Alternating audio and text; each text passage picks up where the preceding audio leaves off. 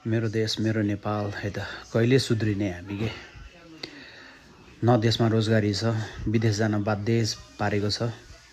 अनि विदेशमा गएर पसिना चुहाएर 2-4 पैसा कमाएर घरको लागि भनेर केही सामानहरू यसो लिएर आयो।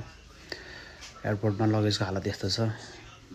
अनि हाम्रो यो पर्यटन मन्त्री अहिले को हुनुहुन्छ, उहाँलाई यो भिडियो पुगोस् र ध्यान जाओस् है त। कहिलेसम्म के यस्तो, जहिले पनि यस्तै हो, सामान हराउने, कति दुःख गरेर ल्याएर हुन्छ सामान हराउने, अनि ल्याएको सामानहरू जफत गरिदिने। ठिक छ, मापदण्ड छँदैछ, त्यो मापदण्ड अनुसारले एयरपोर्टमा चेकिङ गर्दा त भइहाल्यो त हैन।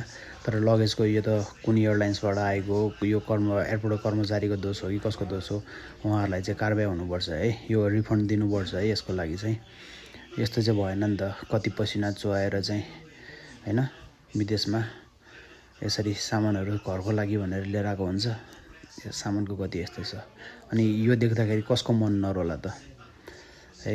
अब त्यही हो, नयाँ सरकार गठन भएको छ। नयाँ सरकारले चाहिँ यस विषयमा एकदम ध्यान दिनुपर्छ जस्तो लागिरहेछ मलाई चाहिँ। त्यही हो है त।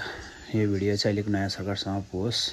हाम्रो अहिले पर्यटन मन्त्री अब को बन्नु भएको छ छैन, जस अब बन्ने हुनेवालाहरूसँग चाहिँ यो भिडियो पुगोस् है त।